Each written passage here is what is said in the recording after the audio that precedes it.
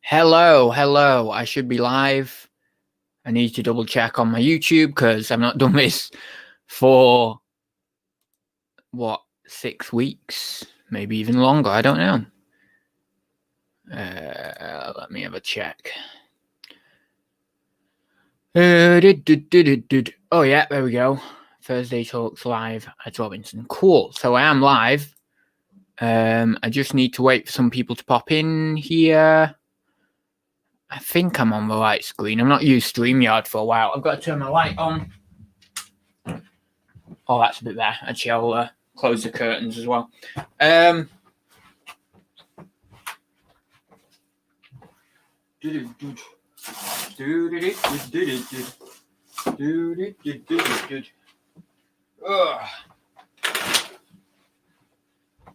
So we got a few people popped in even.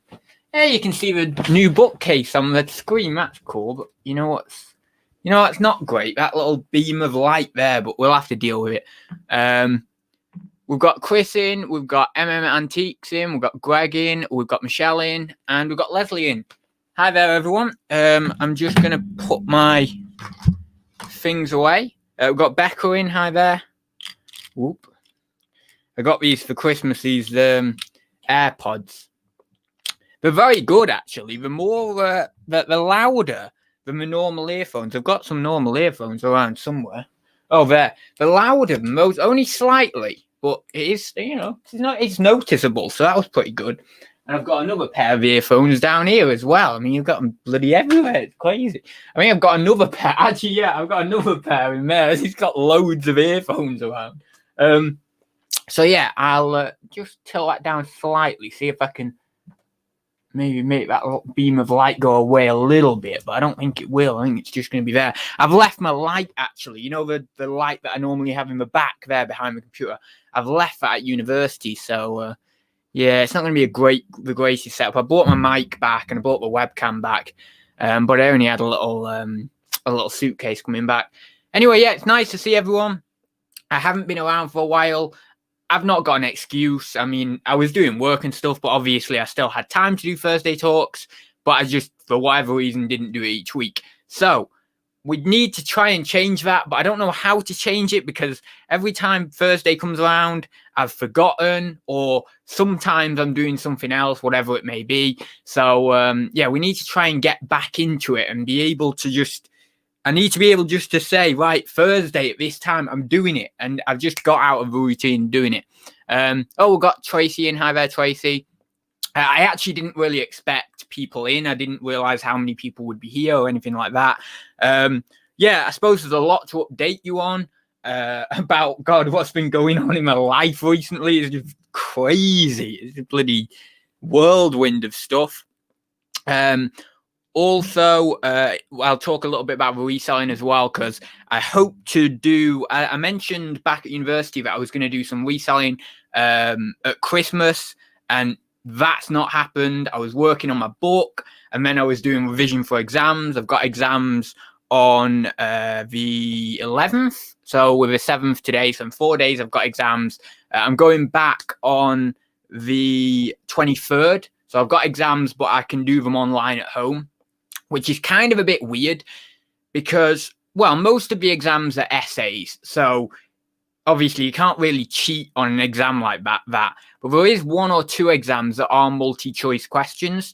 And it's kind of weird because you're at home and there's nothing, let's say, stopping you from opening a book and then kind of cheating in a way. So I don't know quite why they're doing. I mean, obviously it's because of COVID, but you would have thought there would be some sort of safeguard in place so that then people don't cheat. But I don't know. I suppose they just have to do it because of COVID. But yeah, so I've been doing the book. I've been doing the revision. Well, I say I've been doing the revision for exams. Everybody knows me. I've not been doing loads of revision for exams. I've been too busy doing book work and the other stuff. Which I suppose is still learning, but it's learning in the wrong way because it's not learning what I need to be learning. But isn't it always the way that everyone does that? And then leaves things till like a few days before, a week before, 2 weeks before, and then that's it. You know, you just have to try and do what you can. So get rid of that light bit, wipe your lens. I can try. I don't know whether that'll do it. I will check in the chat as well. I'm terrible for that. You know what I'm like. Let me get a little thing from here.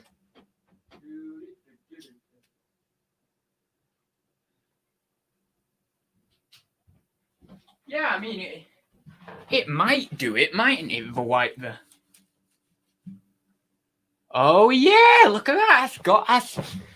That's practically gone. That is good advice, that is. And I think even you can see my eyes a bit better, although there is still some glare. So, yeah, just, God, crazy at the minute. I've been trying to sort out my house as well for next year, so I've been doing that. I've been looking around like crazy tonight as well, because I was living with some other people, and then I decided to change literally like a few days ago, and so now I've been kind of sorting that out. So yeah, I mean, just at the moment, it is a whirlwind. And I really shouldn't be doing it all, because obviously I've got my exams, so I really should be concentrating on one thing, but I'm never like that. You know, it's like with everyone. You end up having these 4 or 5 things that come along at once, and you just have to balance them for a while. You just have to juggle them for a bit, and then hopefully things plateau out and you get a bit of a quieter period and think, okay, cool, everything's a bit more stable now. But it's just one of those periods. But yeah, it'll be good. It'll be good after sort of, I'd say February, something like that. By the time my birthday rolls around, I should have everything sorted on that front. I'll have the exams done. I'll be into a new semester. I should have the property sorted. And then I can just relax and chill then, and just get on with the work of the new semester, really. And then when it's summer, I'll be able to do reselling properly, because I won't have anything to worry about. Obviously, over Christmas, it's a period where you're kind of off, but you're not off at the same time. Because I was doing lectures up to like the 16th, 17th, and then I was kind of meant to be revising, but I didn't, and did the book. But I wasn't really off. It didn't feel like I was fully off. So summer, it'll feel like I'm fully off, and there's nothing to do, obviously. But literally, everything's wrapped up with university, and I can actually get on with some reselling. But yeah, for some reason, it just doesn't work at university doing the reselling. And it's not that I've not got time. It's not that I couldn't do it. It's just that the vibe isn't there. The vibe to do reselling isn't there, because you're always focused on academic work. It's like it's like your mind specializes in a certain way, and you totally disregard anything else, and you're just doing that. It's exactly like, actually, when you're a full-time reseller, your mind specializes in that way. And then you're just, obviously a lot of people in the chat now are full-time resellers. You're just focused entirely on that. All your energy is into that one thing. And it's just the same with me at university. It's like all my energy is into that one thing, also associated things as well, like being social, or like doing other kind of semi-academic work outside of uni. So it's just a weird thing. But yeah, anyway, I want to say some hellos. I've not looked in the chat for a while. So Z's in there, Mr. Diggs Deals, Adrian's in there, C's in there, Tracy I already said hi to. We've got Michelle in there. I don't know if I said hi to Michelle. Reselling Niche is in there. David M. McCarr Boot Pick is in there. In it's a Flip It. Susie's in there. Tommy's in there. Wow, we've had quite a few people join us. Oh, thank you very much, Tommy. Tommy's put in a super chat. Just wanted to say hi. Talk to you in 30 when you see. No, I didn't. I saw. I mean, because I was right at the bottom of the chat when you put that. Just bang on the bottom. It just came in at the right time when I was down there. But yeah, I appreciate it very much, Tommy. Thank you very much for that. Question: how many uni birds? You know what I'm saying? No, not yet. No. We'll see. We'll see next semester. You know. Well, I'm not saying anything. But yeah, we'll see. But obviously it needs. Oh, my phone's just fell off. Obviously, it needs no explanation that there are a lot of attractive people there, both guys and girls. Whether you're into guys or girls or whatever it may be that you're into, or if you're into non-binary or I don't know all of the different terms, but there's a lot of different terms. Whatever you're into, there's a lot of options there for everyone to be. What would be a good phrase? Sexually bemused? No, I don't know what. No, wait, I might have to evoke that phrase because I don't know what bemused means. Let me type that in. Bemused. I've probably said something horrific there, haven't I? Is bemused? Bewildered, confused. Okay, it's not the right word. Preoccupied. Well, it kind of means preoccupied. So mildly amused. Now, okay, we're not going to use that phrase. Not sexually bemused. Sexually not aroused. That's just too far. Anyway, you know what I mean. So, marriage. My marriage is a cover. What are you on about? Oh my god. Oh, I like dudes. Okay, I get it. Yeah, but there's you know what I'm trying to say. There's plenty of people there. So, you know, you do what you do at university, don't you? But no, I don't know. I've read, actually, funnily enough, I'll show you this here. Oh god. I read this essay, which was very, very enlightening, actually. Here, this one here. I won't bore you with the details, but the love problem of a student. And it does also obviously touch upon sex, touches upon like all different sexualities and things like that. It's very, very interesting. And it really enlightened me on a few things. It enlightened me on the possible psychological harm of casual sex and things like that. It enlightened me on the possibility of the kind of generative effects of having a short-term relationship, but also the negative effects of having a short-term relationship. And it also enlightened me on well,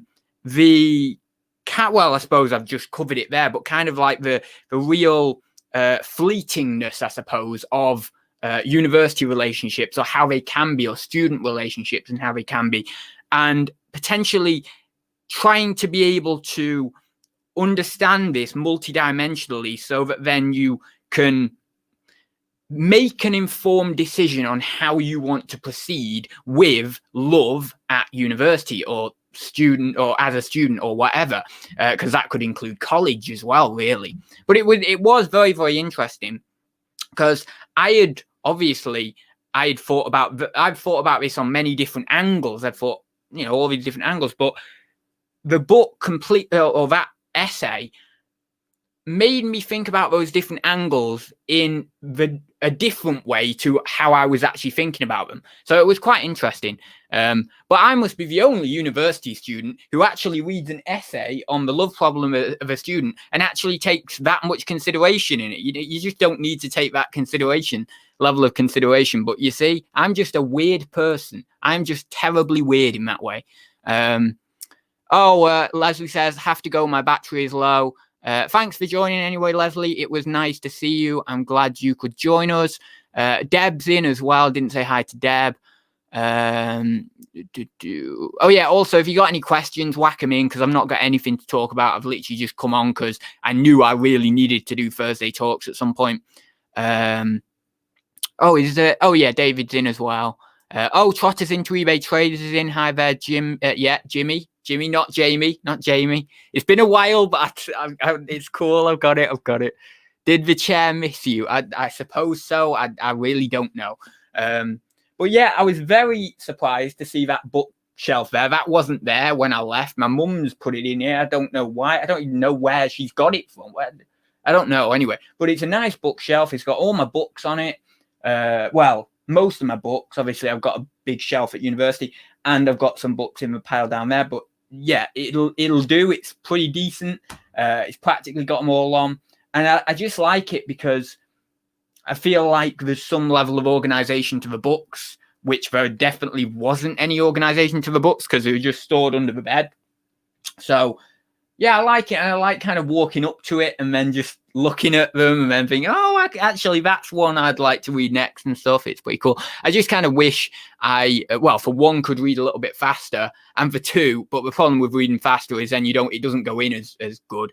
But for two, I could just get some good time set aside, and I will do this over summer just to read, because I've got so much to do with reading that I want to read for university, and then so much I want to read outside university. It's just you just have to it never really works, Cards don't work on the channel. No, it's because Susie, I'm on StreamYard. I think I'm up there. I'm on StreamYard. But when we do another one, like another Thursday Talks, I'll be back on OBS. But no, they will work, but just not on StreamYard. Oh, he is home. What? You didn't realize I was home? You didn't? Obviously, I'm home. Yeah, I'm home. What are you studying, Adz? I'm studying psychology. I was originally studying philosophy, as I mentioned, and then changed. But yeah, it's cool. It's like it's weird because it's like psychology is a science now, but years ago it wasn't so scientific. So you've got this weird kind of scientific manner coming into psychology, which of course has its huge benefits, but also has its drawbacks in the sense that I get the vibe from a lot of psychologists that they're kind of bending over backwards, let's say, for science and for scientific status. And it really was no different with Freud and early kind of psychoanalysts, I suppose, not necessarily directly psychologists, but I suppose you could call them psychologists as well. But generally they're claded in with the psychoanalysts and stuff. But yeah, I mean, it was really no different then, and people like that were kind of bending over to try and make it a science and all this, and you get the vibe that kind of psychologists are a little bit kind of, I don't know, peed off, almost like a child is peed off with the parents for them doing something, I don't know. And the psychologists are like, oh, I need to be a scientist and I need to do this and we're going to be all professional and all the rest of it. But really, when you actually get down to hard psychoanalysis, like when you're actually in a room talking to someone, you notice that there's this weird substrata within psychology, which isn't so much scientific. It's just kind of bloody, just crazy, just absolutely crazy with real people's lives and what they go through. And there kind of has to be a subjective element to any sort of therapy that is not so much scientific, certainly empirical, and certainly kind of on the wavelength of trying to help people in a systematic approach, but not so much objective hard science. It's a bit more subjective. So like there's a lot of these research psychologists who are really like, we've got to be very, very pernickety about all these things. But I come at science from a philosophical angle, from Kant's idea of transcendental idealism, and basically like certain knowledge claims and how certain knowledge claims can't be valid. And looking at science from a philosophical angle, science is always kind of this thing that is within, let's say, philosophy, and psychology is also within philosophy. And a lot of people preach science as being something infinite and something infallible, essentially, but there's elements to science that are within philosophy that make it fallible in a philosophical context, maybe not in a scientific context, but in a philosophical context.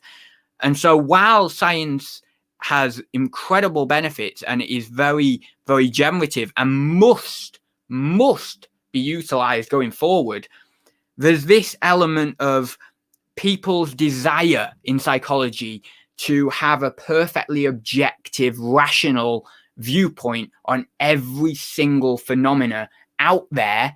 And that can be harmful in a field which is essentially dedicated to helping people on a subjective level. Yes, we need research psychologists. Yes, we need all these other people.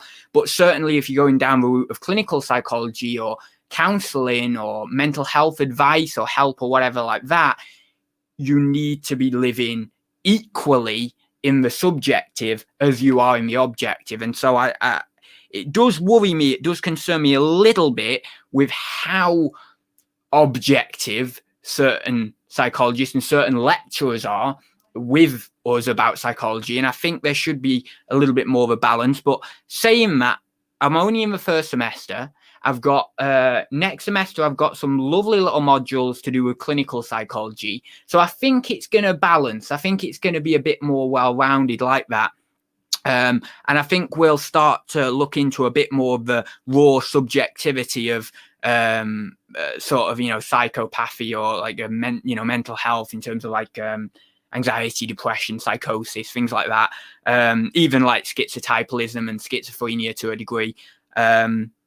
And I think we'll look at more of the subjective element of that and potentially how to deal with that a little bit more, which is obviously fundamentally very, very important. And of course, there is an element of that is based on objective science, but you can't really get to understand someone and their mental health condition without the element of subjectivity that is required between two humans to interact and to actually get something generative out of that experience. But anyway, I could talk about my annoyance with certain things for God knows how long. I noticed a minute ago as well that Tracy put a super chat in, so thank you very much, Tracy. Hump the chat. Okay, we'll do. Oh, for God's sake! All right, thank you very much anyway for your super chat. We'll do it. This one's a bit more robust anyway, so okay, let's go. There we go. You've got it. I'm only doing bloody 10 seconds because Jesus, it's mental. That is, it's mental. Right. But yeah, it's the role of intuition is always underestimated. Well, I think it is in. I think you're right. I think it is in more modern psychology. I think that. There's obviously the Myers-Briggs is basically categorized as pseudoscience now.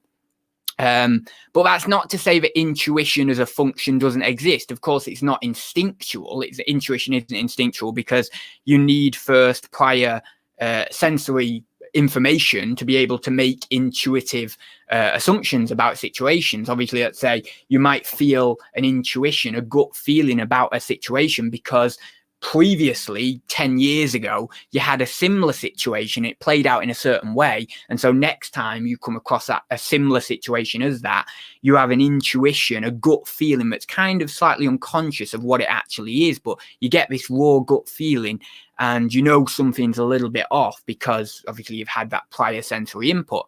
But yeah, I think that there is less of that kind of direct, focus on intuition because of the fact that, Myers-Briggs type indicators now pseudoscience. And the problem with because I've looked at some of the papers for the Myers-Briggs, the problem it seems to me with this idea of categorizing something as pseudoscience is that people, if let's say they're not looking into the field with any depth, let's say that they just say, oh, well, that's categorized as pseudoscience. Okay, fair enough. That's what you're going to believe. You're going to believe all of it, totally none of it is generative. But what actually happens is something like this. You have a concept or an idea, and then that goes forward and it gets, let's say, somewhat accepted into the wider community. And then maybe it gets a little bit critiqued and there's studies on it and there's all these different things. And then obviously it starts to fall apart. But what happens is out of that falling apart comes the next thing. And the next thing is subtly based on the old thing. And what the next thing does is takes all the good parts that the other thing didn't really look at. And also it takes the good parts that the thing actually, was generative and was actually good at, and it rejects all the bad parts of that other thing. And then it says, look at us, we're this new thing. And what I'm referring to here is the brilliant personality indicator of the Neo-PIR. I always get it wrong because I always say Neo-PR-I, but I think it's PI-R. Revised personality index, and obviously it's got the 5 dimensions: openness, conscientiousness, extroversion, agreeableness, neuroticism, and it's brilliant. But the study's been done also to show that the Myers-Briggs, the actual introversion, intuitive, feeling, judging, etc., extroverted, sensory, thinking, perceiving, those dimensions correlate somewhat weakly, somewhat strongly, it depends which dimension you're talking, with the ocean with the big five model or the five factor model. So it's almost as if the five factor model is an upgraded version with all these different extra trimmings that the Myers-Briggs didn't look at. But as I say, that doesn't mean that everything completely with the Myers-Briggs is completely wrong. And people get this idea in their head. It's sort of like a micro psychic splitting, if you will, in which it's kind of like a black and white thinking. So, people think, no, I'm condemning that. There's nothing generative in that. And this is the holy grail. This is what we've got. And so it's a good versus bad, like inherently good, inherently bad type of thing. Whereas it's not like that. It's very ambiguous and very, and as always, we don't know enough to even categorize these things very well. It's always the case. You move forward and you move forward and move forward, and new things come along and new concepts come along, and they get rid of the old concepts. And then you think to yourself, well, was our old concept any good? Is the five factor model, even though we all know it seems to be pretty good and seems to be pretty reliable and all this sort of stuff, but is it actually any good? Is it something that we can rely on? And you don't know until something new comes along and proves that this actually might not be so reliable and might not be as good as we first thought. But I mean, we know that there's a hereditary component to the five factor model, so that's good. In fact, it's like quite a strong hereditary component. I think it's like 40% to 50% in most of the traits. I think openness and maybe neuroticism are the two that are like kind of more hereditary than the others. It's something like that. Anyway, definitely openness is up there. And you can actually see openness as being hereditary. If you look, let's say you have a family of like 3 generations. Because I know this because I observe it in my own family with myself, my dad and my granddad, because we're all high in trait openness. And obviously there's a hereditary component to that. So you can actually see it in us when we're talking about things. You can see the trait openness almost as an instinctual reaction popping up, and it's quite interesting to do that as well when you can spot that, and no doubt you can see it with conscientiousness as well and other traits. But I find it harder to spot with things like that. But with openness, I can see it quite easily, because obviously openness with certain facets are kind of easier to spot. For example, if you're high in openness, you're likely high in, the imaginative capability, or you're high in aesthetic interest. So, for example, you might wear bright clothing. I always make the little joke, right? And it's quite funny. It's like a little psychological joke. If you walk into a room, who's got the most outlandish clothing on? There you go. They're the highest person in trait openness. It's quite funny. I mean, there is some truth in it, but on an empirical basis. But obviously, you can't say for certain. But it's quite funny. Oh God, my jokes are so bloody boring, aren't we? Jesus, I'm like a proper bloody. Oh, tell you, that joke is just terrible. Treasure Pirate says, Fab Adz, got to go to cook dinner, but lovely to see you back, looking well and happy. Thank you very much, Heather. Thank you for popping in. Stu's in. Hi there, Stu. Lol, I appreciate you, Adz. No worries. Let's be real. He hates you. Whoa, I don't hate you. No, I don't hate anyone. It's an art as well as a science, and magical too. Well, it is. I think that this is the problem with psychology. It sits in between, right?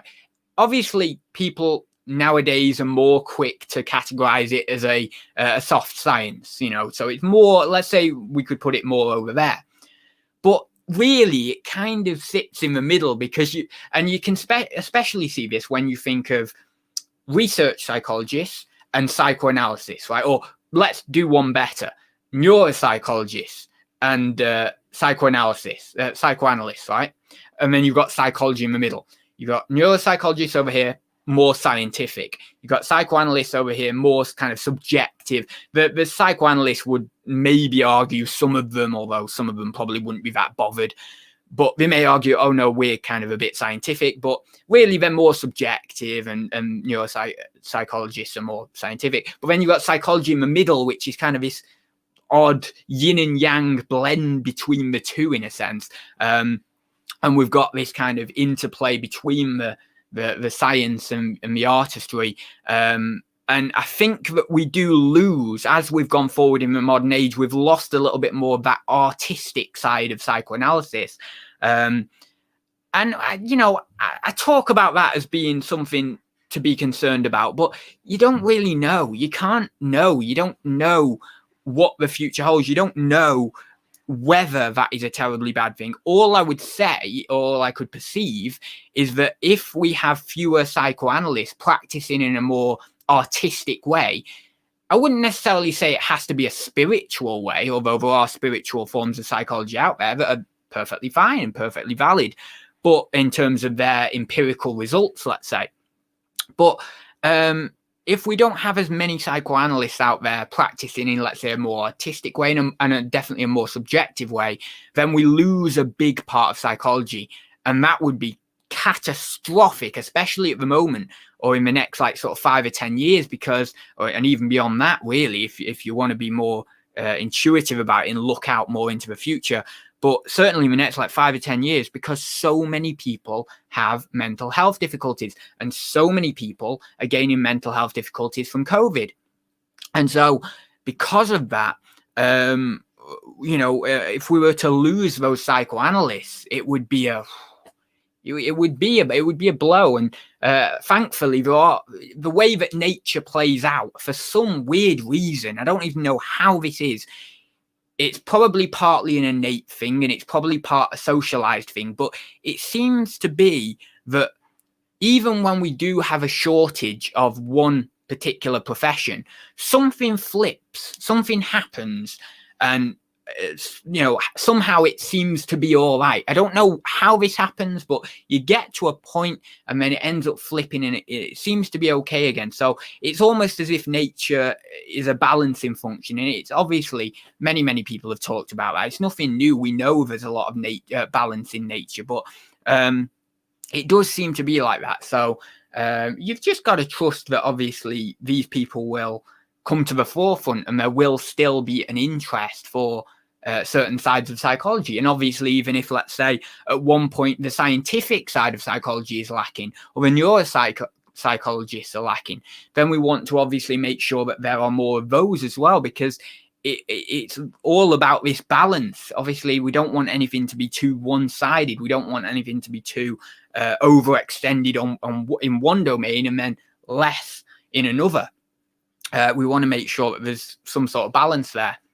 And I do think we started off in psychology, really like earliest sort of 1870s, 1880s. I mean, you could go back a little bit further than that, but in terms of like the modern idea, the modern timescale of psychology, this isn't looking into the Zen masters or the rascal gurus who were far preceding them, the spiritual masters who were talking about chakras. It's excluding the Buddha and the Buddhist teachings, which one could argue that they're obviously psychological in origin. It's ignoring that history of psychology, and we're just looking at the modern history of psychology. But let's say like the 1870s, 1880s, you had like in the late 1800s, William James, and of course you had like Sigmund Freud and people like that. But, specifically, I always think about Freud. So you go in around that sort of time, a little bit later for Freud, I suppose. But we had this kind of scientific, just kind of thought, let's say. It was kind of a scientific thought that of psychology, but it was ultimately also an art. It was an art and a science at the same time. But the scientific thought was planted in Freud and then next, even in Jung, because a lot of his work is, despite it being unscientific in ways, there is kind of an empirical and scientific basis surrounding it. But then the more and more we go in the timeline, we go maybe the 40s or the 50s, and we get behaviorism, obviously more of an empirical science, more of a kind of cause and effects and things like that. And the more and more we go, we go into neuropsychology and things like that. And the further and further to the modern day we go, the more and more scientific we end up getting. And so we probably will end up just seeing a flip naturally. It's probably not coming anytime soon. It's probably going to be in 100 years or 200 years if we're going to see a flip back into, let's say, a more balance between art and science within psychology, or maybe even a little bit more of that artistry of psychoanalysis coming back in to the forefront. But it is also important at the moment, because we're still on this timeline of, let's say, science being prominent in psychology, that science remains partially that way. Hopefully we don't lose the psychoanalytic side of it, but I think it is somewhat important for people to kind of look into psychology from a scientific viewpoint as well, to be able to understand the fact that science isn't all of psychology, and it isn't all of what psychology should mean or could mean. And people don't understand that yet. There's a lot of people still quite unconscious, and they're quite egoic, and they're quite determined in that route of scientific rationalism, or God, I don't know, there's probably another word you've got, scientific materialism, there we go. And there's still quite a lot of that. And, I mean, I've gone back and forth on the idea of science being an infantile, egoic art for a very, very long time, because, of course, really, science is only 500 years old. I mean, let's say we exclude Aristotle and his ideas of science, which some were disproven, some were proven, right?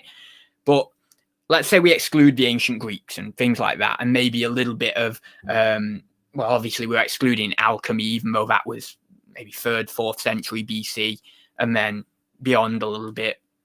But let's take the last 400 to 500 years. It's quite a new art, science can be an art, can't it? But it's quite a new subject. It's quite a new form, and I think that there's a lot of kind of domination that goes on around it, and there's a lot of kind of as a phenomenon, or as a movement, shall we say. It's still quite young. It's still quite infantile. It still has a lot to mature. Like philosophy has had, God knows how long. I mean, you go back to the ancient, Egyptians and stuff like that. They had religions and philosophy. You could go back to Aboriginal Dreamtime in Australia. And if we're going back that far, and if we are going to make the assumption that religion can be classed as a philosophy, then we could go back, God knows, 50,000 years. But let's not go back that far. Let's just say 3,000 years for argument's sake, like a philosophy.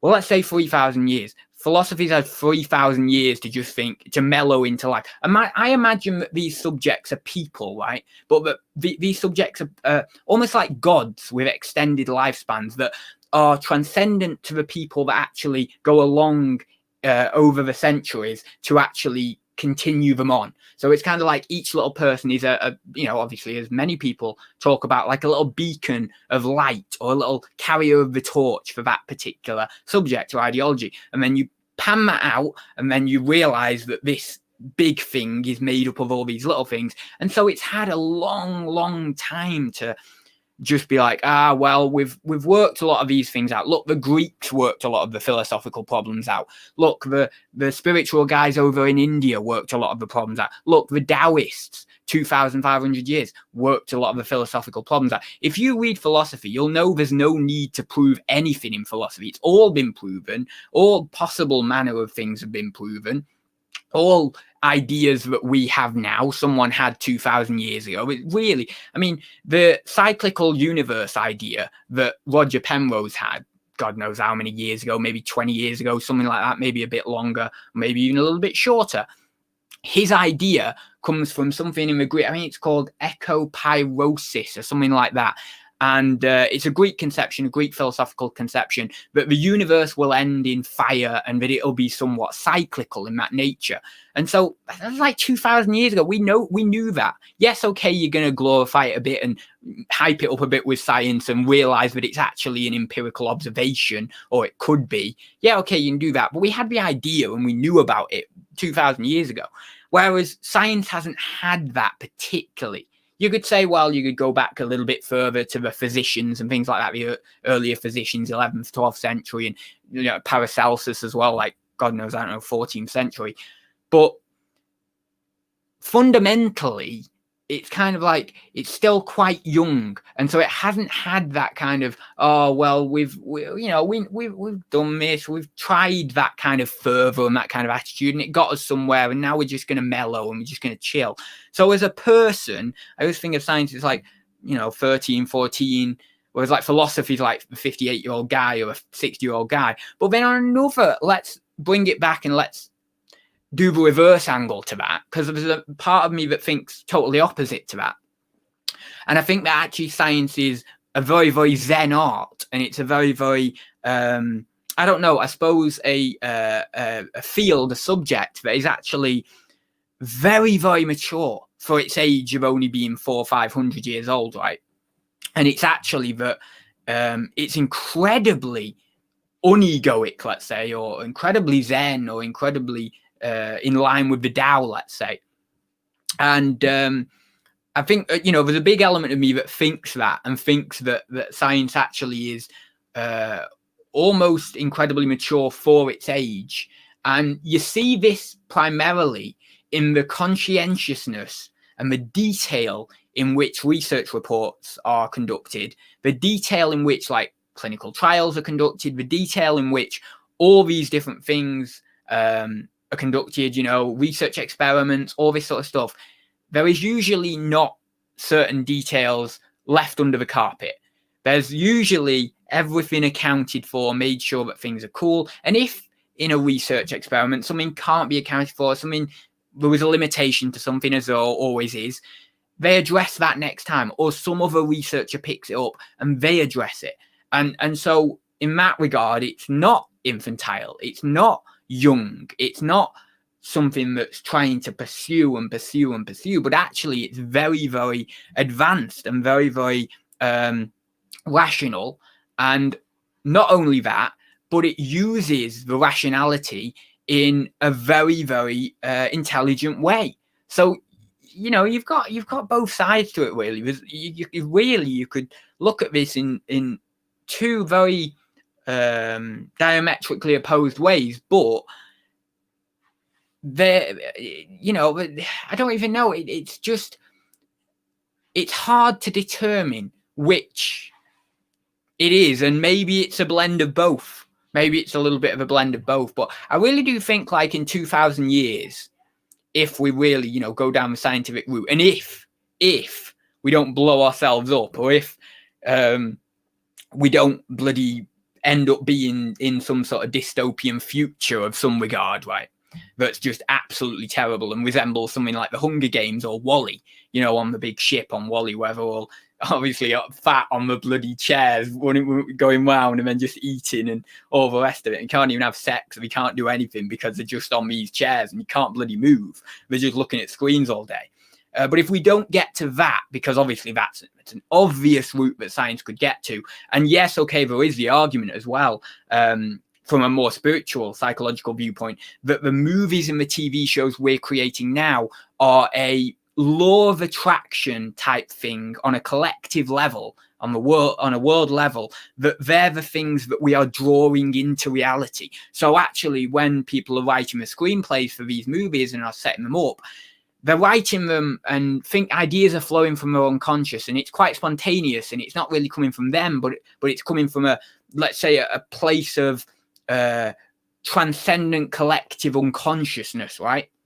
And so that is then getting wrote down, and then it's going into production, and then that movie is a representation of the state of our collective unconscious at that time and place. And it could so be, just like a dream is, of certain synchronous dreams that, or like rather telepathic dreams rather than synchronous dreams, but I suppose you could say either or, rather like some telepathic dreams where you can see the future before it happens, and then a week later you end up seeing that little thing play out in reality in a certain way. So it's kind of like that on a collective level, and then that movie comes into a reality in a certain way, not in the exact same way, because it won't come into reality the exact same way, but it's a template for the thing. For example, just like in physics, virtual particles are like almost a pre-thing to the universe. They're not exactly the same as the things that come into the universe, but they're the things that precede the universe. And so virtual particles are kind of like they're like synonymous, well, not synonymous, but I can never say this word, analogous, there we go, analogous to imagination, and then the imagination projecting that into reality. They're the same thing, but people don't see it because, well, not that many people are high in openness, but if you're high in open, you should start to make the links, and you realize that even though it is somewhat of a psychologism, these things are actually just connected up, and it's just one big system, and all these things interrelate, and they are practically the same thing. The objective things create the subjective things, and the subjective things go towards creating the objective things, and vice versa, and all the rest of it. So that is then, obviously, that movie, that means that could potentially happen. But let's say we don't do that. Let's say that doesn't happen, and we're not in that dystopian future, and we're actually okay, and the collective unconscious remains fairly stable and all the rest of it. Then we could get to a point in 2,000 years that science is actually in a very, very good position, because if we've got through all this turbulent time of, we're going to over-rationalize this, and, we're going to make some sort of dystopian future here, if we get over that, and believe me, we have to get over that in the next few years. Like, when I say next few years, really, I mean, it could be 50, 100 years, whatever, really. I'm not like a seer. I can't bloody see out into the future, like with crystal clarity or anything like that. But I can intuitively understand what I can see now, and you can project that out, and you can see some things. But like 50 to 100 years. So if we get over that, if we can get over that, and we can get back to nature a little bit, and we can balance the natural with the scientific, then in 2,000 years, science could be a brilliant thing. It could absolutely be awesome, and we could have done so many wonderful, wonderful things. If you would like to, we could go to another planet or something like that. Again, there's dangers there with regards to domination of nature and things like that never works out, as we know, because of climate change and all the rest of it. And trying to dominate nature in that way just doesn't work. But it could be absolutely brilliant. It could be brilliant. And we could have a good life, and we could have a good balance as well between that subjectivity of life and that objectivity of life that I was talking about earlier, because I see this objectivity, this realm of the objective, bleeding in to the subjective, and almost kind of eating it up a little bit. And it just worries me a little bit with regards to the emotional side of life and the very human side of life that often can become too absorbed in that. And I myself am a typical example of it. I'm very, very objective. I'm very, very considered. I'm very, very logical. I'm very almost unemotional in a way. So I'm a product of my, I say I'm a product of my own philosophy. I'm not a product of my own philosophy, I should say. I'm completely the opposite. I'm completely opposed to my own philosophy in some regards. But yeah, I still think it's worth communicating it for those who can, I suppose, go along with what I feel would be best. But then again, what do I know is best? That's the thing. You have to say, well, how can I say, well, this is this, and you should follow this, and this is probably the best way to go about it? Because I can't say that. And I certainly can't say that because of the fact that I'm opposed to my own philosophy in a, let's say, an experiential manner, or living it out. So therefore, if I can't do that myself, then why necessarily should other people? But it does strike me as quite important, the whole things that are going on at the moment. And I love looking into it, and I love looking at the more macro time scale to really think, right, what is going to happen here, and what's the best route to go through without us, well, obviously, for one, and it may seem very, very drastic, but many, many philosophers and even some psychologists over the last 100 years specifically, even Newton actually said about the doomsday coming on in, I think it was like 2060, he said. I can't remember, but anyway, he made a prediction about it. That was 1600s as well. But no, like over the last 100 years, there are many, many philosophers and psychologists who have said the world is basically going to hell. That's their, take on it. And to be honest, with the things that I've seen, I don't think that's bloody far wrong. I really don't. And so we've got to be very, very careful now. And I see that laughing. I don't know why I'm laughing, but we need to be careful, because it is it's a turbulent time. It's a dangerous time. And if we're going to get through this, we need to make sure that we can be as conscious as possible. We need to be really conscious of ourselves. We need to be very conscious of what is in our unconscious, both as an individual and as a collective, and what's moving around and what's happening in there, so that then we can be more balanced individuals and make more conscious choices about the world and about what we can do as a collective. Otherwise, there's no point. You're just going to go walk blindly in unconsciousness to your own demise. And we're just going to end up keep advancing things, and then there's going to be a collapse in on itself. And that collapse in on itself could very well be a point in which is a mega catastrophe that is by human hands. I mean, Terence McKenna also talked about it briefly, I suppose, in his idea of time speeding up and how there's this process of complexification where over the centuries there's been a higher rate of ideas and a higher rate of inventions and a higher rate of business and a higher rate of all these different things. And it's a complexification in which time is speeding up in a kind of dimension of things and ideas, all that sort of stuff, that then goes like this, and then that just reaches a point where it just has to boom, it just has to go, because nothing can just ever sustain like an upward curve like that forever and ever and ever and ever and ever. It just doesn't happen. So it must just like boom into something else.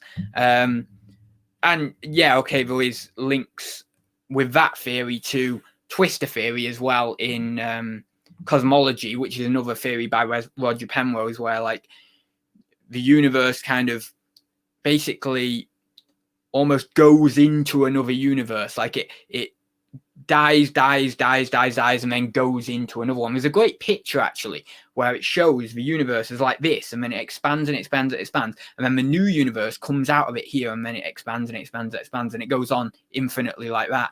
And that somewhat kind of relates to that, I suppose, in a way, on a more macro scale.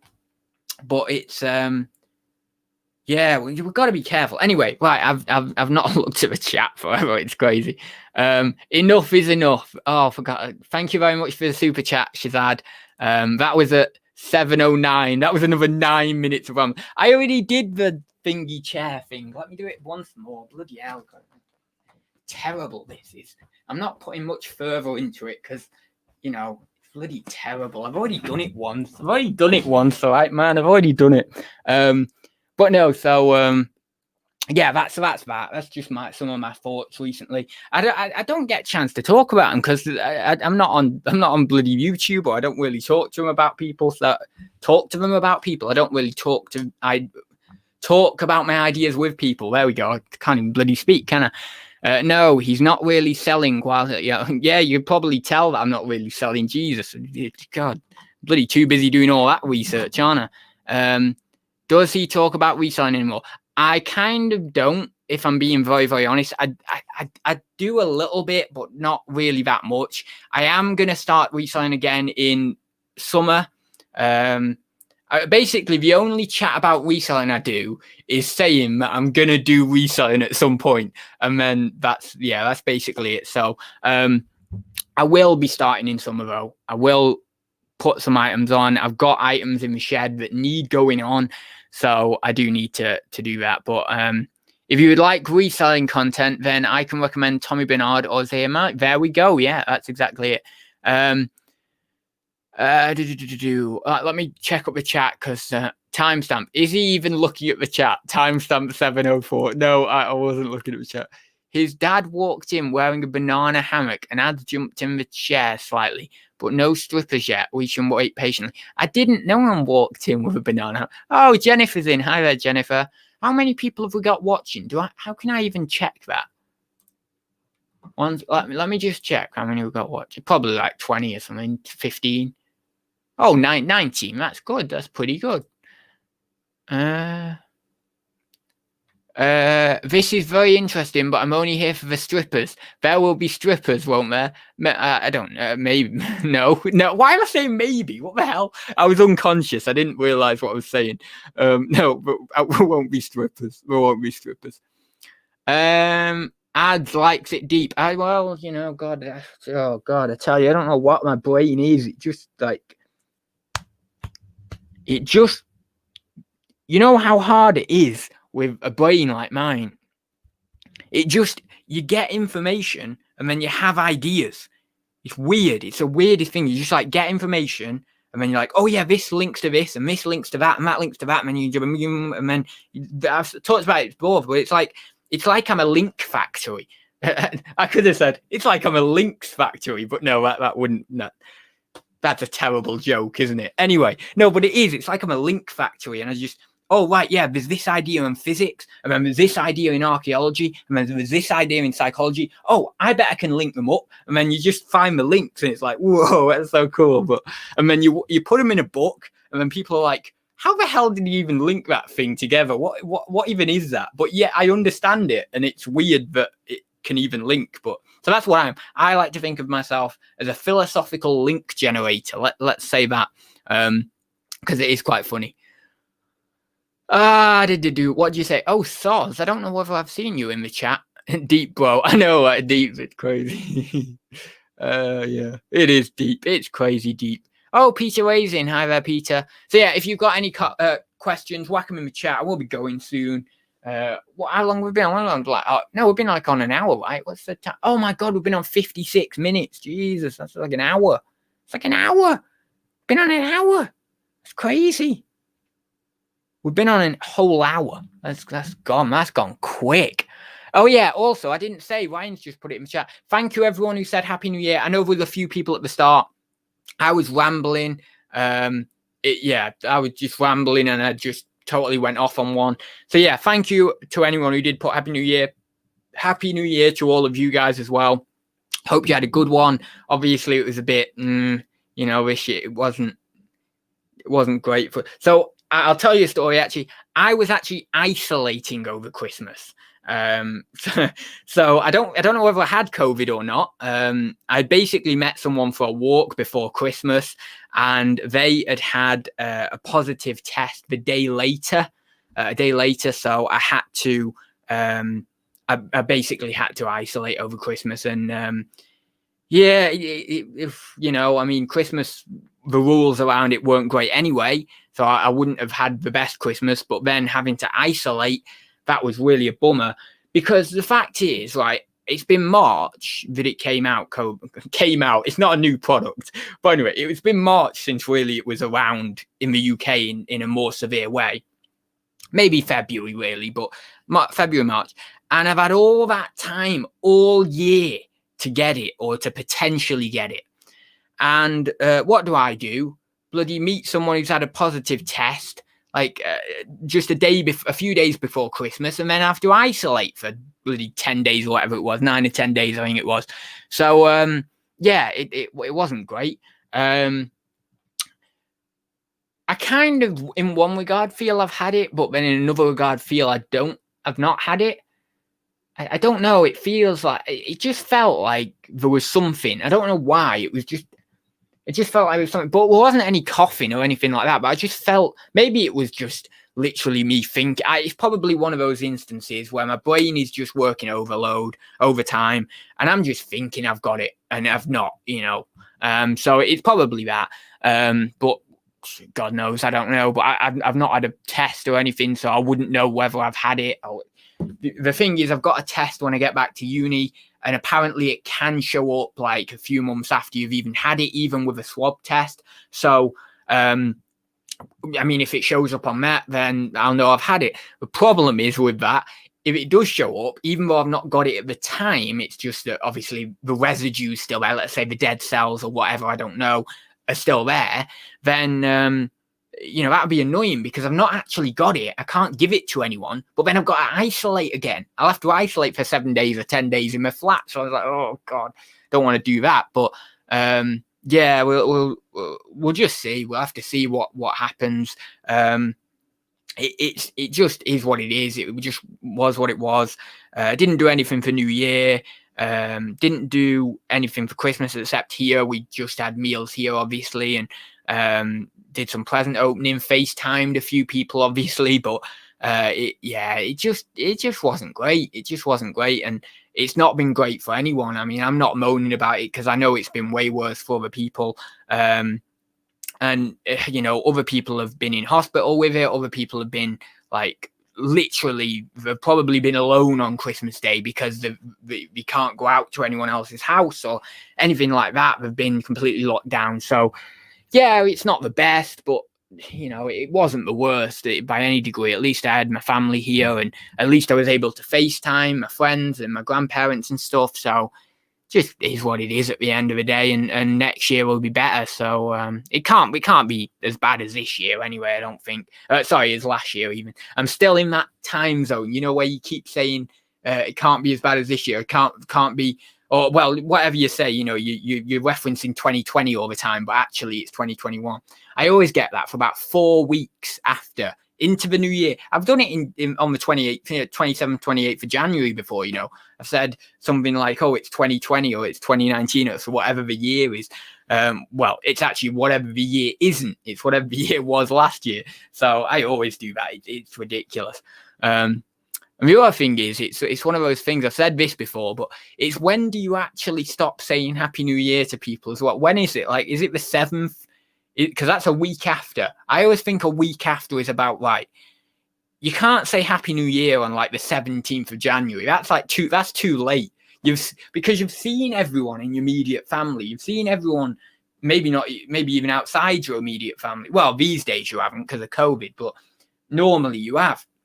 And so by the 17th of January, if you're still saying it, it's like, I suppose it's okay on the 17th of January if you're seeing someone that you've not seen since the New Year started and that you don't really see that regularly. Then, you can give it a pass. But if it's any time after January, God, if it's after January, definitely don't say Happy New Year. That's just odd. That's not included in my philosophy. I'm sorry. If it's February, you're not getting a Happy New Year off me. I'm not doing it. You won't see me. You won't get a Happy New Year out of me after February, or after January rather. But yeah. Peace says, hope your uni work is all good, up to date. Yeah, I am. I've got my exams. I've got revision to do, as I was saying before in the stream. Yeah, I managed to do the first semester somewhat successfully. In one of the assignments, I got a pretty decent grade. In another one, I got like a mediocre grade. So average, I'm doing okay. I'm not doing bad. I'm not doing really, really major good. But the average of the two, it comes out okay. So that's all you could expect, really, because considering it's my first semester, I didn't really know what I was in for. Didn't know what I was doing. I've been out of education for God knows how many years, 5 years or something.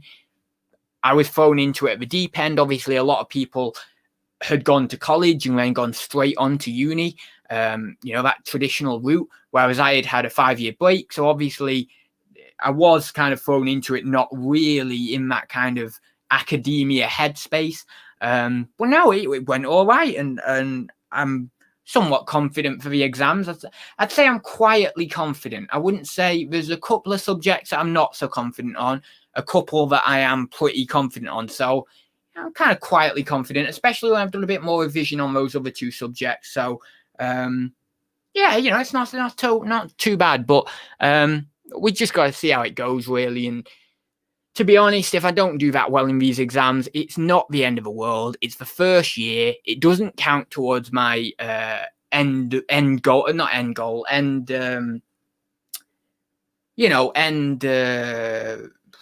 grade. That's it. End goal, grade and goal. That's why they're quite similar, aren't we? But yeah, it doesn't count towards my end grade. So it's really a learning year. The first year, I've said it before. It's a learning year, and it doesn't matter too much. I just got to put the work in. I've got to at least start to, pick up some of the concepts, familiarize myself with the method that they want and that they expect from the assignments and from the exams, how they want it to be. And that's it. And then next year will be obviously it is going to be a bit tougher, but that's just how it is. And hopefully I'll be a bit more well grounded on the stuff by then. So even though it is a little bit tougher, which I know it will be because they've told us it is going to be tougher next year, we're going to have an extra module or something like that. Which, to be honest, we've got quite a lot. We've got 5 modules at the minute, which is quite a lot, because considering you have like an exam basically for each of them, and you do an assignment for each of them within 6 months or 5 to 6 months, that's quite a lot. Because if you've got like a 1,500 assignment 5 times over, that's 7,500 words, all your referencing, making sure you've got all your referencing, doing your reading, doing your background reading, doing your lectures, all that sort of stuff.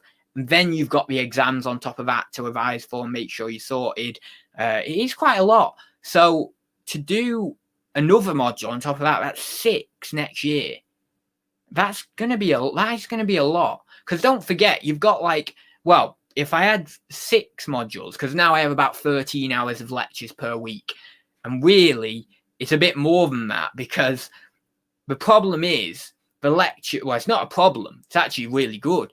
The lectures at the moment are pre-recorded and they're online and they're accessible when you want to access them. Obviously, they kind of steer you in the direction of accessing them when you have your timetable slot, but you can access them whenever. But the thing is, you're constantly pausing them because you're writing your notes. So you're pausing your lecture, write your notes, right, go again. So a 2-hour lecture that's pre-recorded can turn into a 3-hour session quite easily. So, you know, really, if you're doing the notes, 13 hours worth of lectures can quite easily turn into 20 hours of work, or maybe a little bit more, if you're being conscientious on your notes. Granted, I and others aren't always conscientious on our notes, but sometimes we are, and when we are, you're looking at a higher workload. So when you add to that another module, which is another 3 hours of lectures at least, really, you're looking like you've got a lot of work even just in the lectures per week. I mean, it's a bloody part-time job, if not a bit more, just in the lectures, let alone the assignments, and let alone when it comes to it, revising for the exams. So it's a lot of work for these students. And I do think to myself, like, you know, those, like, I mean, I'm kind of okay with it, but there's a lot of people who I think will struggle with it, you know, and I say that because at times I've struggled with it.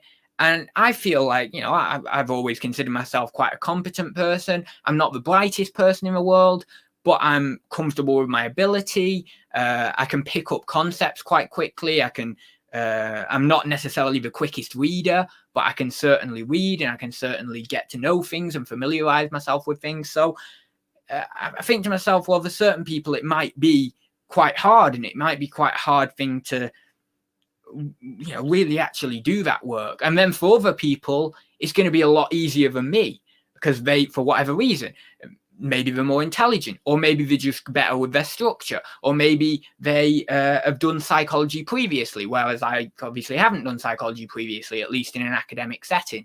Or maybe they are better with how they structure their notes, or how they can, I don't know, intake the knowledge from lectures specifically.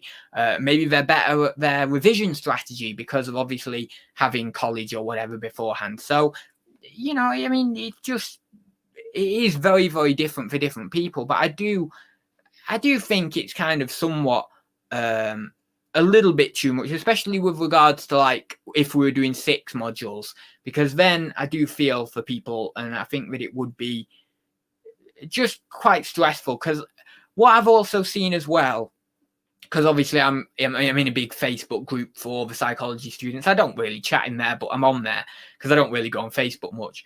But I'm on there, and I do see it a lot in the groups that people are quite stressed with it, and people are quite stressed with the revision or the assignments or this or that. And, you know, I mean, it is hard. It is a hard thing to get your head around. And I mean, I wasn't quite understanding first off when we started the amount of information that obviously is being taken in by you on a weekly basis from all these lectures, because these are intellectually draining lectures, and they're every week you're getting to learn 5 or 10 new concepts whether they be easy concepts to learn and very, very little brief ones, or whether some of them are more advanced.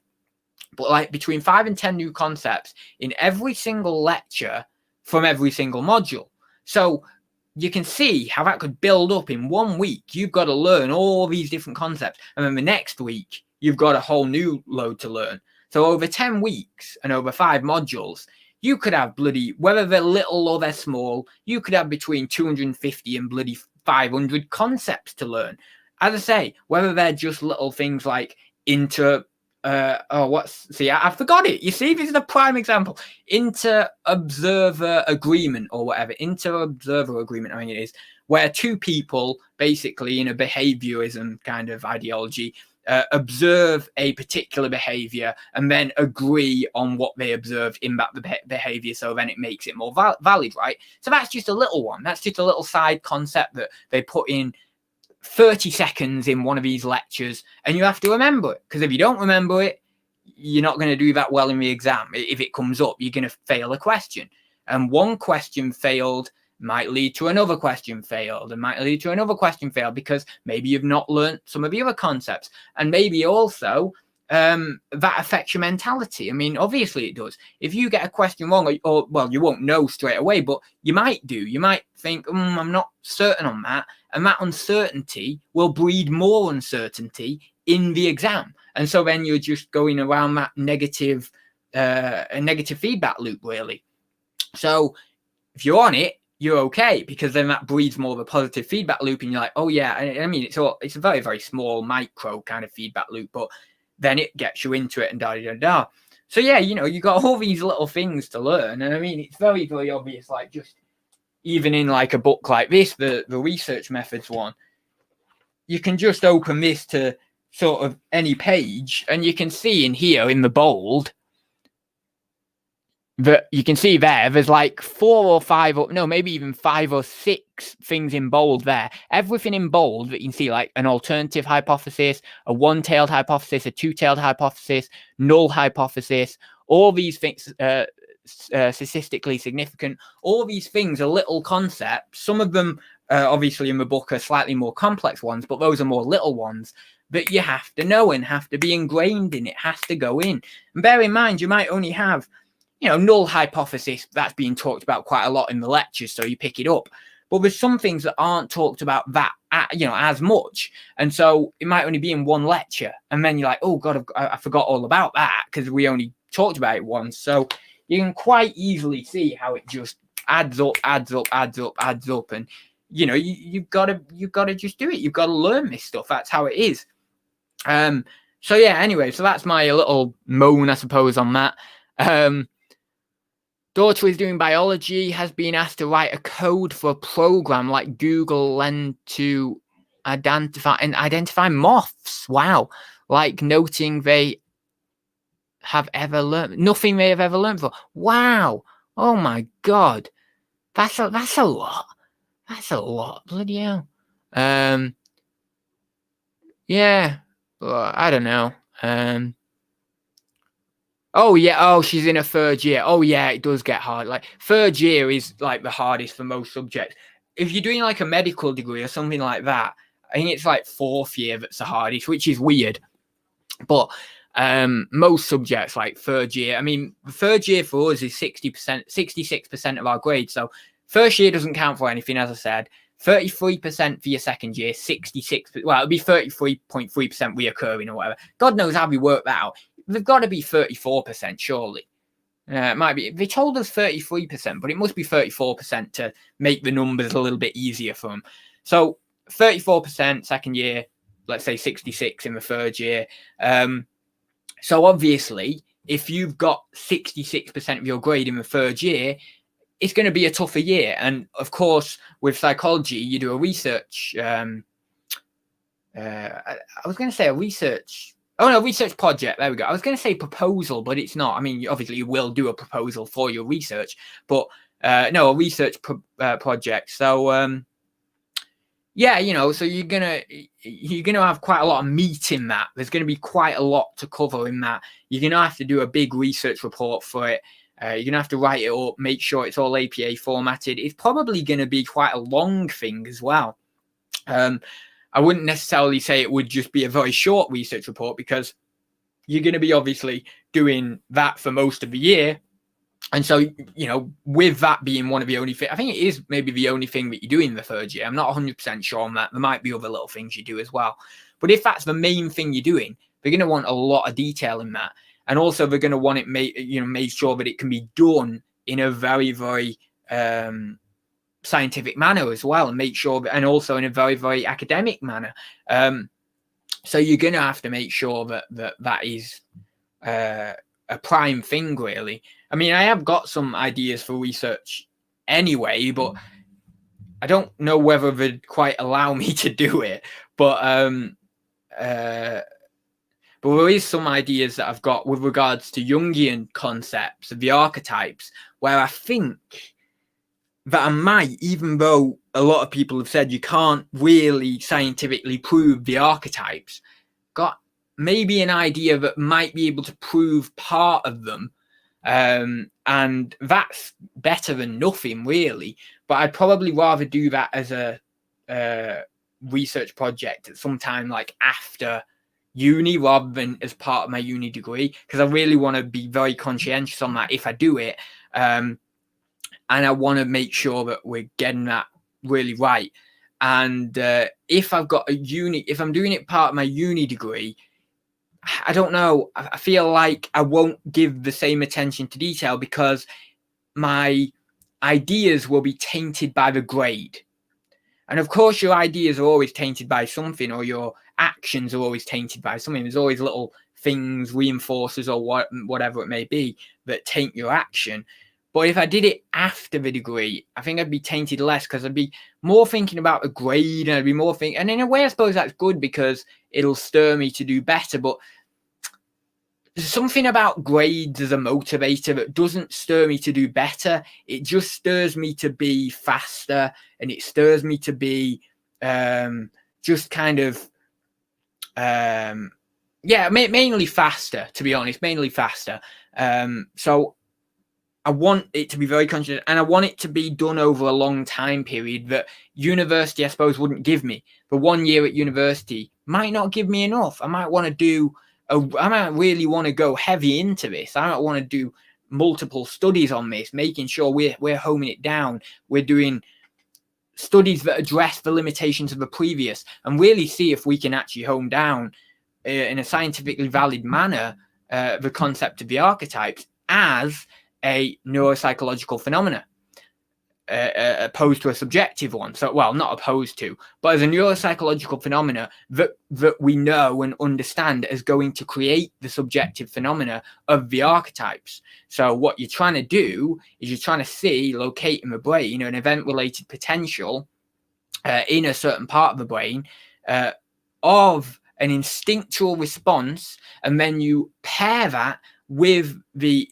participants' image in their mind, so that then you can kind of almost, I suppose, correlate the two, or you could even define a causal relationship if you're very good at trying to actually set the study up well. If you set the study up well, you could define a causal relationship. Then what I could infer from that is the emotion that the person feels neuropsychologically is correlated or has a causal relationship with the subjective phenomena of the image. And if we could define that the emotion in the amygdala comes from an instinctual response from within the research project, from a external stimulus that we manipulate onto that individual, then we could say that the subjective images of the archetypes in the individual psyche are directly related to the biological instincts. And if we can say that, then we can move analytical psychology forward massively, and we can think, well, bugger it, that's it, we've done it, and then it can validate psychoanalysis more, because once we've validated the scientific justification behind the archetypes, we can validate the psychoanalysis or the analysis side of Jungian psychology a lot more, because we can say, well, here's the proof that these things are not necessarily just empirical concepts, but they do actually relate to something that is happening neuropsychologically, and that is actually there. And therefore, we can really start to move forward with the subjective analysis, because we can now know that this is where we come from in the brain. Obviously, we kind of empirically know already the sort of events that stimulate certain archetypal responses, but we can justify that neuropsychologically and prove it in a scientific experiment. And then we really have some basis for analysis, because then we can know if we could work out all the different if we could work out all the different situations and external stimuli that create a certain instinctual archetypal response, then what we can do is we can use behaviorism techniques to actually remove that person from those responses, and then reinforce another behavior that is within the confines of an archetype that is from an instinctual reaction, and then push that person forward into a new life that is actually more generative and less neurotic than the previous life. And in this example, what we could then define, of course, is an entirely new branch of psychology that is called archetypal behaviorism, for example, which draws on the Jungian idea of archetypes and behaviorism concepts such as behavioral entrenchment, reinforcement, punishment, or antecedents and contingency and all that sort of stuff. All these different things, you could put those two together and you would have a bloody unstoppable clinical psychological systematic way of practicing. And my God, you could get people out of their neurotic tendencies in a matter of, I'd say, bloody 6 months if you're brilliant at it. I'd say if you're a brilliant archetypal behaviorist, you could, honestly, you could just get them out. Because all it would need is that you define what archetype is relating to a complex, and then you base the getting out of the complex on not only the archetype tied to it, but also on behavioral techniques. And then that in unison, if you can get that knowledge, as soon as you've got that knowledge, you can get them out of that environment, and you can you can push out the other archetype from the complex, dissolve the complex, reinforce another archetype that is directly opposed to what the complex is basically about. And then you can get the individual more centered, more whole, and then more heroic, let's say, if that's the archetype that needs to be more aligned with the person. You can maybe get them a better relationship with their animus, if that's the archetype that is particularly they're suffering with, and that maybe is tied to a complex or is tied to multiple kind of constellated complexes. And so, I mean, it's genius. It's absolute genius, but you have to do the scientific research to be able to get there, but we'll see. We'll bloody see. We'll have to do stuff. Anyway, doesn't matter. So most of this is within the formative years. I don't know what the most of this is within the formative years. I don't quite know what that means. Okay, whatever. Okay, I'm not very intelligent. I don't know what formative means. What does formative mean? Is that the thing where it's like the early? Is that early years? Okay, I think so. Oh God, bloody hell. Anyway, oh God, formative years. That's early. I think that's early. We're good. I think that's early. God knows what that's in relation to. Well, maybe your daughter. Anyway, I'm going to go because God, my voice is gone. I've not done this for a while. You can tell because my voice is just like, whoa, you just can't do it. But yeah, it's better than the second one. Oh my God. Anyway, well, okay. Yeah, so I'll go. Thank you very much, Jay. Oh, I think you're saying that to David. Okay, cool. Formative years are periods of... Oh, you see? I didn't get that. Between 0 and 8 years of a child's life. It is also a period of active, cognitive, intellectual development, social, emotional, and physical development. There we go. Formative years. You learn something new every day, don't you? formative years. I thought that was the early years. And when I said early years, no, I didn't. I'm not going to dress it up and say, oh, yes, I knew it was childhood. No, when I was saying early years, I meant like between 16 and 18 or God knows, something like that. Not 8 or below 8. So yeah, I didn't know what that meant. Yeah. So what is below formative years? You mean? I don't know what's below formative years. Oh, you mean the coding? Do you mean the coding specifically? I'm not certain, but anyway, I'll leave it there because I ramble for ages. Thank you very much for joining me. Thank you for everyone who did the super chats as well. It's greatly appreciated. And I will see you very soon. So I will see you very soon, guys. Bye. Did it.